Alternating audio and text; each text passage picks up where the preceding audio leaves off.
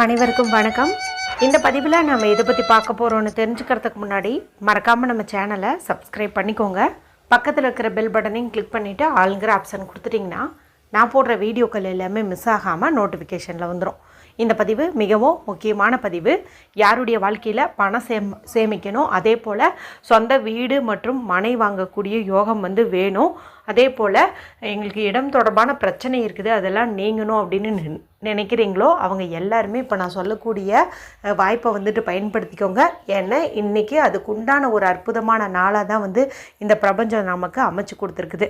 So யாருக்கெல்லாம் நான் மேலே சொன்ன பிரச்சனைகள் இருக்குதோ அவங்கெல்லாம் இன்றைக்கி இரவுக்குள்ளார நான் சொல்லக்கூடிய பரிகாரங்களில் 1-2 செய்யுங்க. இதன் மூலமாக அனைத்து விதமான கஷ்டங்களும் உங்களை விட்டு நீங்கும்.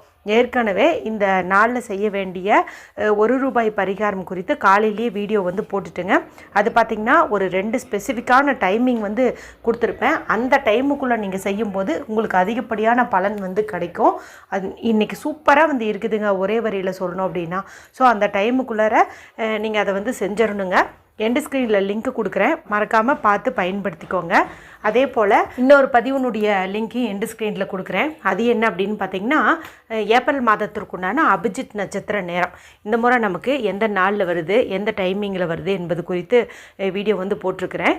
திருக்கணித பஞ்சாங்கப்படியும் வாக்கிய பஞ்சாங்கப்படியும் 2 நேரமே நான் கொடுத்துருப்பேன்.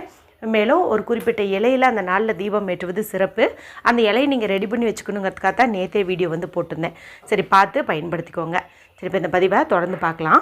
இன்றைக்கி ஏப்ரல் மாதத்தின் 7ஆம் தேதி, பங்குனி மாதத்தின் 24ஆம் தேதி நிறைஞ்ச செவ்வாய்க்கிழமை நாளாக இருக்குது.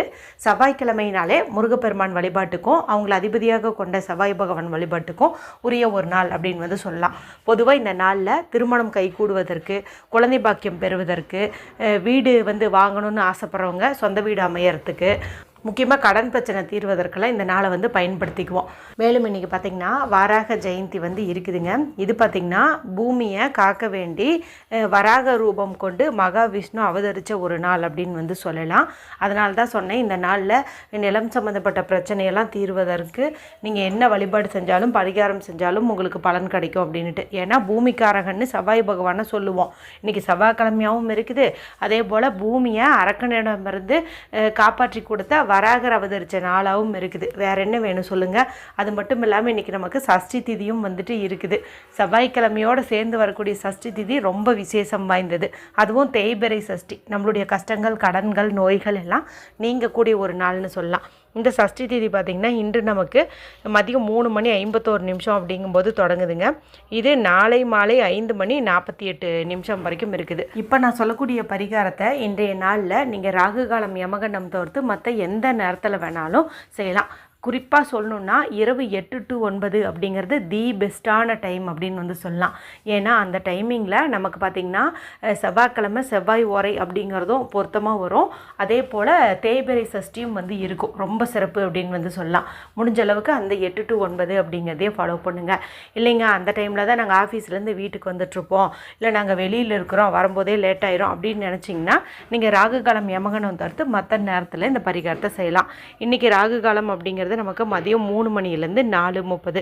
அதை நீங்கள் விட்டுருங்க. யமகண்டம் நமக்கு காலையிலேயே முடிஞ்சிருச்சு. சரி, இப்போ இந்த பரிகாரம் குறித்து பார்த்தலாமா? இதுக்கு நமக்கு தேவையானது அப்படின்னு பார்த்திங்கன்னா ஒரு ரூபாய் நோட்டு தேவைப்படுது. ஏதாவது ஒரு ரூபாய் நோட்டு, 10 ரூபாய், 20 ரூபா, 100 ரூபா, 50 ரூபான்னு ஏதாவது ஒரு ரூபாய் நோட்டு நீங்கள் எடுத்துக்கோங்க. பணம் சேரணும், கடன் தீரணும், அதே போல் வாடகை வீட்டில் இருக்கிறவங்கள சீக்கிரமாக சொந்த வீடு கட்டிட்டு போகணும். அதுக்கு நமக்கு பணம் வேணும். அதுக்காக தான் இதை எடுக்கிறோம். சில்லறை காசை விட இந்த பரிகாரத்துக்கு ரூபாய் நோட்டு நமக்கு நல்ல பலனை கொடுக்கும். ஸோ இது எடுத்துக்கோங்க. எப்போதும் சொல்கிறதா, ரூபாய் நோட்டை எடுத்த உடனேயுமே அதனுடைய சுருக்கங்கள் அப்படியே நம்மளுடைய விரல்களால் அப்படியே நீவி விட்டுட்டு அதனுடைய முன்புறம் பின்புறம் 2 பக்கமே நம்ம அப்படியே பார்க்கணும். அதில் இருக்கிற அந்த ரூபாயோட மதிப்பு, சீரியல் நம்பரு, பின்னாடி இருக்கக்கூடிய அந்த படம் எல்லாத்தையும் ஒரு நிமிஷம் நீங்கள் பாருங்கள். ஏன்னா ரூபாய் நோட்டை நாம் உத்து கவனித்தோம்னா அது நம்மளை கவனிக்கும் அப்படின்னு சொல்லுவாங்க. ஸோ இது மாதிரி பார்த்துக்கோங்க.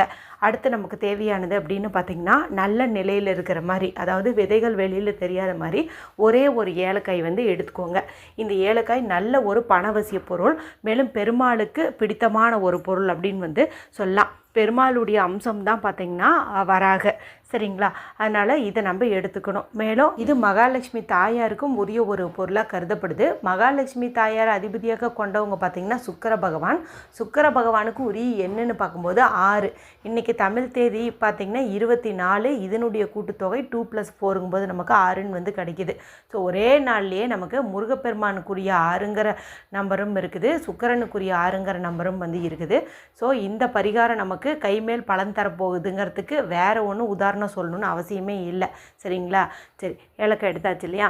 அடுத்தது ஒரு பேனா வந்து எடுத்துக்கோங்க. சிவப்போ பச்சையோ நீலமோ இந்த 3 கலரில் ஏதாவது ஒரு கலரில் எடுத்துக்கோங்க.